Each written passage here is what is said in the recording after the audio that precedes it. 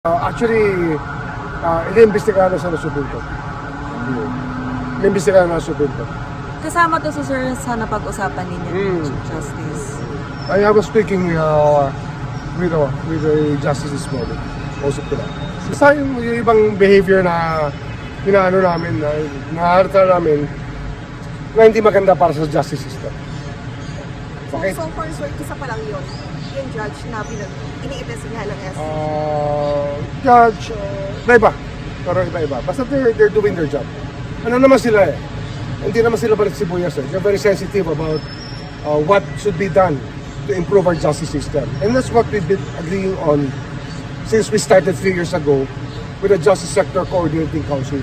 Kaya we're always in agreement with regards to how to improve the justice system. And the Supreme Court is the best ally that we have for this.